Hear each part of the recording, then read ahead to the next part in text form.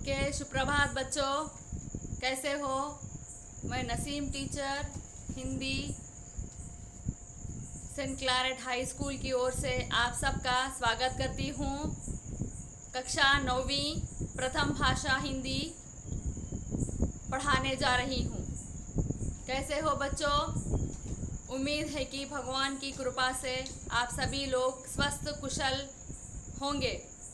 आप अपना और माता पिता भाई बहनों का ख्याल रखिए, घर में ही रहिए, सुरक्षित रहिए, क्योंकि घर ही रक्षा कवच है। और पौष्टिक और संतुलित भोजन ही लीजिए, गरम गरम खाद्य पदार्थ का ही सेवन कीजिए। हर थोड़ी थोड़ी देर बाद गुनगुने पानी ही पीते रहिए। सामाजिक उत्सवों, शादी ब्याह के कार्यक्रमों में जाने से बचिए। जितना हो सके घर वालों की सहायता करिए। देखिए प्यारे बच्चों, हमने अब तक पाठ 1 कबीर कविता रूप पढ़ चुके हैं। पाठ 2 वह आवाज़ कहानी रूप पढ़ चुके हैं। पाठ 3 वृंद और पाठ 4 तुम कब जाओगे अतिथि का आधा भाग कर चुके हैं बच्चों। बाकी आधा भाग अब हम पढ़ने जा रहे हैं। ध्यान से सुनिए। पाठ 4 तुम कब जाओगे अतिथि आधा भाग हमने कंप्लीट कर चुका है। अभी हम और आप बाकी आधा भाग पढ़ने जा रहे हैं बच्चों। ध्यान से सुनिए। तुम कब जाओगे अतिथि। देखिए बच्चों, पिछली बार हमने कवि परिचय पढ़ा था। देखिए कवि परिचय, इसके लेखक शरद जोशी का जन्म सन 1931 में मध्य प्रदेश में उज्जैन शहर में हुआ था और इनका बचपन कई शहरों में बीता और कुछ समय तक ये सरकारी नौकरी में रहे और फिर उन्होंने लेखक को ही आजीवन के रूप में अपनाया लिया था। इन्होंने आरंभ में ही कुछ कहानियाँ लिखी, फिर पूरी तरह से व्यंग्य लेख ही करने लगे। व्यंग्य लेख, व्यंग्य उपन्यास, व्यंग्य साहित्य को प्रतिष्ठा दिलाने वाले प्रमुख व्यंग्यकारों में शरद जोशी भी एक हैं। और शरद जोशी की प्रमुख व्यंग्य कृतियाँ हैं परिक्रमा, किसी बहाने, जीप पर सवार इल्लियाँ और तिलिस्म, रहा किनारे बैठ और दूसरी सतह, प्रतिदिन और 2 व्यंग्य और नाटक हैं और अंधों का हाथी और एक था गधा। शरद जोशी की भाषा अत्यंत सरल और सहज है। मुहावरों और हास्य परिहास का हल्का स्पर्श देकर इन्होंने अपनी रचनाओं को अधिक रोचक बनाया है। धर्म और अध्यात्म, राजनीति, सामाजिक जीवन और व्यक्तिगत आचरण कुछ भी शरद जोशी की पैनी नज़र से बच नहीं सका है। इन्होंने अपनी व्यंग्य रचनाओं में समाज में पाई जाने वाली सभी विसंगतियों का बेबाक चित्रण किया है। पाठक इस चित्र को पढ़कर चकित होता है और फिर बहुत कुछ सोचने भी लगता है। उसके बाद बच्चों हमने प्रस्तावना प्रसंग पढ़ा है। देखिए प्रस्तावना प्रसंग में देखिए मेहमान जो हमारा होता है वो जान से प्यारा होता है। और देखिए ज़्यादा का नहीं लालच हमको थोड़े में गुजारा होता है। इस तरह से आपको 3 प्रश्न भी पूछे गए थे, भूमिका भी आपको बताया गया था। और देखिए बच्चों पेज नंबर 18 में भी हम आपको कुछ इस विषय के बारे में पढ़ा है। देखिए बच्चों, एक मेहमान आता है घर में और वे 3 से 4 दिन तक अपना गुजारा वहीं पर करता है, जिससे जो मेज़बान होता है, मेज़बान मतलब क्या है, घर वाला, और मेज़बान को बहुत ज़्यादा परेशानियों का सामना करना पड़ता है क्योंकि वो इतने दिन किसी मेहमान को बर्दाश्त नहीं कर सकता। तो देखिए मिडिल क्लास फैमिली को ये सब बर्दाश्त करना बहुत ज़्यादा कठिन होता है। तो बच्चों इसी दिन, पहला दिन, दूसरा दिन, तीसरा दिन और चौथा दिन अभी गुज़र रहा है बच्चों। अभी देखिए वो कितना परेशान हो रहा है और हमेशा भगवान से प्रार्थना करता है कि अतिथि कब अपने घर वापस चला जाएगा। बच्चों इस तरह से ये व्यंग्य या हास्यात्मक कहानी है। देखिए बच्चों, तो अभी वो एक ना एक दिन आता है, रहता है, अच्छा पकवान बनाते हैं, दूसरे दिन भी उसको लंच के लिए ले जाते हैं, डिनर के लिए ले जाते हैं, सिनेमा दिखाते हैं और क्या है रात में अच्छा पकवान भी खिलाकर उसको सुला देते हैं और तीसरे दिन भी वो ऐसे ही घर में ही अपना टाइम गुजारता है। और उसके बाद चौथा दिन भी बहुत परेशान है इसको लेकर और क्या है चौथे दिन भी वो क्या करता है, अपने किस तरह से वह अपने टांग पे टांग डालकर आराम से बैठकर कितना आराम से खाता है और कैलेंडर के पन्ने को वह देखता रहता है, लेकिन जाने का नाम नहीं लेता। अभी बच्चों, अभी हम देखिए, अभी देखिए बच्चों, किसी लॉन्ड्री पर दे देते हैं। देखिए पार्ट क्या है, देखिए उसमें पेज नंबर 19 अभी हम देख रहे हैं बच्चों। किसी लॉन्ड्री पर दे देते हैं और जल्दी धुल जाएगा। और मैंने कहा, मैंने मन ही मन में एक विश्वास चल रहा था कि तुम्हें जल्दी जाना है। इस तरह से वे जो है ना लेखक या अपने अनुभव बताता है बच्चों। इस तरह से ये बहुत परेशान है इस अतिथि को लेकर, तो इस तरह से वे हमें समझा रहा है बच्चों। तो देखिए बच्चों, इस पाठ का जो सारांश है ना, मैं अभी आपको संक्षिप्त में मैं बताना चाहती हूँ बच्चों। देखिए, सो इस तरह से वे अपने कपड़े लॉन्ड्री में भी धुलवाना चाहता है, लेकिन कहाँ है लॉन्ड्री। और चलो चलते हैं। और मैंने कहा कि अपनी सहज और क्या है बनियान औपचारिक कुर्ता मैंने पहन लिया। और कहाँ जा रहे हैं, वो पत्नी पूछती है। तब क्या है, वो इनके कपड़े लॉन्ड्री में देने के लिए जाता हूँ, इस तरह से लेखक कहता है। और देखिए, मेरी पत्नी की आंखें एकाएक बड़ी सी बड़ी आ गई। उन्हें गुस्सा आ गया कि अब ये कपड़े भी अपने लॉन्ड्री में धुलवा रहे हैं और क्या कई दिन तक यहीं पर टिका रहना चाहते हैं। इस तरह की वे बातें वो सोचती हैं। और इस तरह से आशंका निर्मूल थी कि और अतिथि तुम कब जाओगे, तुम जाने का नाम ही नहीं लेते। और लॉन्ड्री पर भी कपड़े धुल कर आ गए हैं, लेकिन फिर भी वे अपना तुम्हारे भारी भरकम शरीर से सलवटें चदर क्या इधर उधर वो घर में लेटते ही रहे, इधर पलटते उधर पलटते सोते रहे, जिसकी वजह से रोज़ एक एक चादर बदलती जा रहे थे।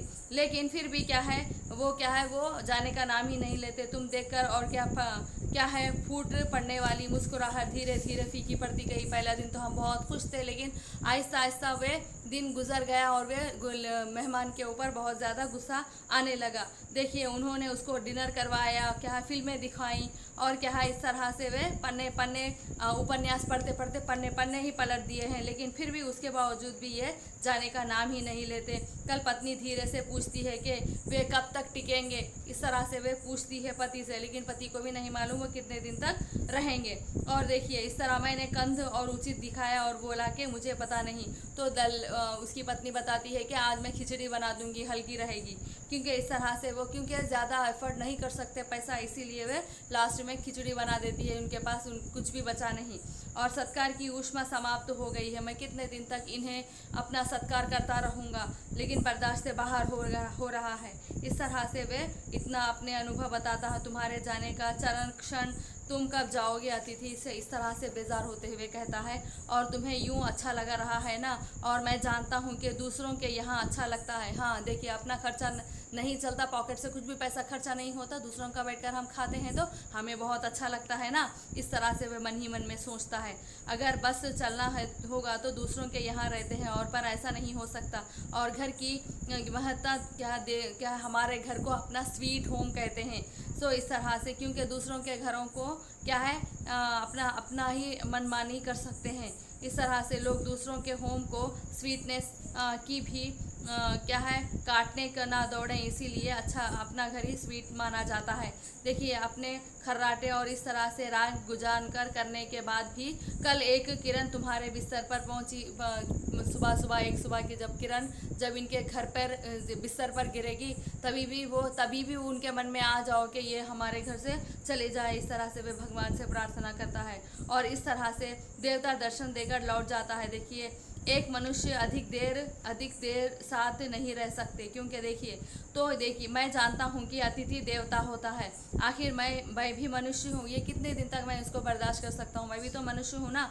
लेकिन मेरे पास तो मंत्र से तो कोई वस्तु भी मैं नहीं ले सकता ना। मैं तो एक तुम्हारी तरह ही देवता नहीं हूँ। एक देवता क्या है मनुष्य के साथ ज़्यादा दिन तक नहीं रह सकते, क्योंकि देखिए भगवान दर्शन के लिए, देवता दर्शन के लिए आते हैं और चले जाते हैं, लेकिन एक मनुष्य क्या भगवान के साथ ज़्यादा दिन नहीं रह सकता। इसीलिए तुम लौट जाओ अतिथि, इसे तुम्हारा देवत्व सुरक्षित रहेगा। और ये मनुष्य अपनी वाली और उतरे और उसके पूर्व तुम लौट जाओ। इस तरह से तुम कब जाओगे अतिथि, इस तरह से वे बेजार होकर कहते हैं।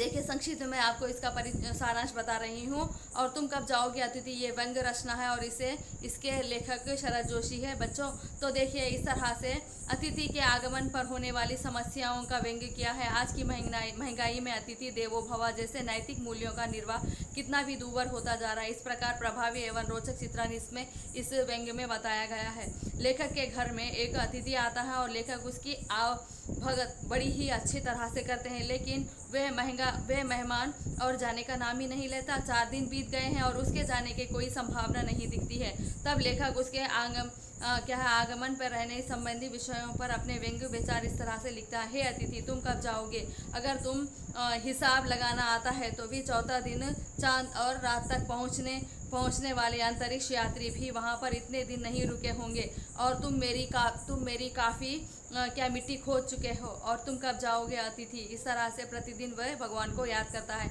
उन दिनों के बारे में बताते हैं कि अतिथि जान से भी कामना करता है। कहता है कि उस दिन जब तुम जाओगे और अंदर ही अंदर कहीं मेरा बटुआ भी कांप रहा होगा।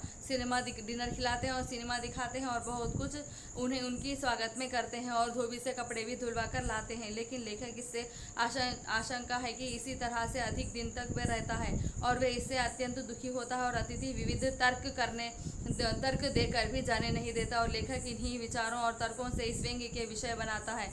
भाषा अत्यंत रोचक है और हास्य और परिहास से भी लेखक की विशेषता मानी जा सकती है। अनेक स्थलों पर ये जीवन के अत्यंत निकट प्रतीत होते हैं।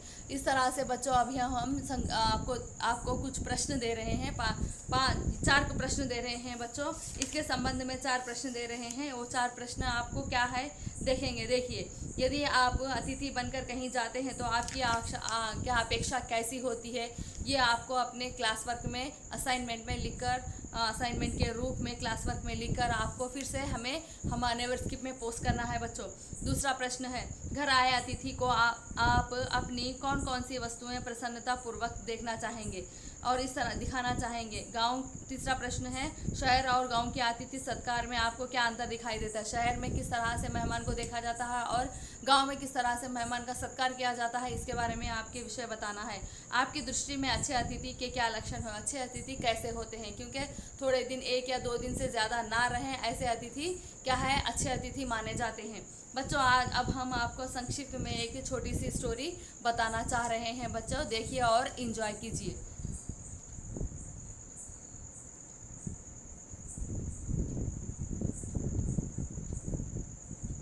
नहीं रहे, किस अदृश्य गुल नहीं थी अतिथि जाएगी, अब कर लिया ये घुमड़ रहा है।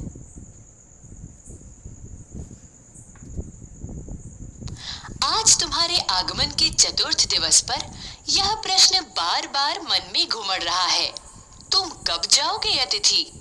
तुम जहां बैठे निसंकोच सिगरेट का धुआं फेंक रहे हो, उसके ठीक सामने एक कैलेंडर है, देख रहे हो ना? इसकी तारीखें अपनी सीमा में नम्रता से फड़फड़ाती रहती हैं। विगत 2 दिनों से मैं तुम्हें देखकर तारीखें बदल रहा हूँ।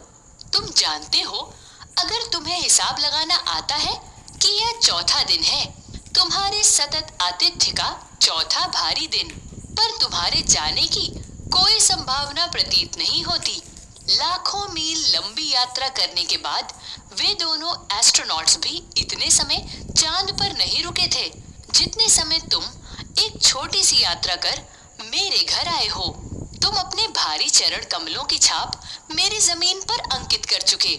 तुमने एक अंतरंग निजी संबंध मुझसे स्थापित कर लिया। तुमने मेरी आर्थिक सीमाओं की बैंजनी चट्टान देख ली।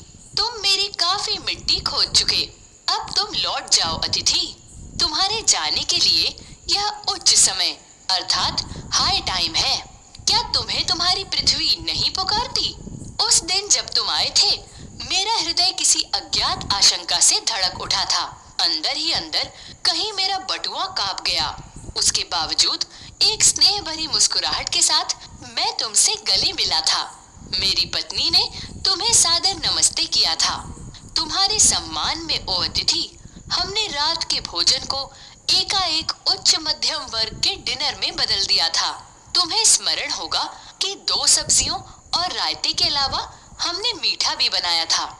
इस सारे उत्साह और लगन के मूल में एक आशा थी। आशा थी कि दूसरे दिन रेल से एक शानदार मेहमान नवाजी की छाप अपने हृदय में ले तुम चले जाओगे। हम तुमसे रुकने के लिए आग्रह करेंगे, मगर तुम नहीं मानोगे और एक अच्छे अतिथि की तरह चले जाओगे। पर ऐसा नहीं हुआ। दूसरे दिन भी तुम अपनी अतिथि सुलभ मुस्कान लिए घर में बने रहे। स्वागत सत्कार के जिस उच्च बिंदु पर हम तुम्हें ले जा चुके थे, वहां से नीचे उतरकर हमने दोपहर के भोज को लंच की गरिमा प्रदान की और रात्रि को तुम्हें सिनेमा दिखाया।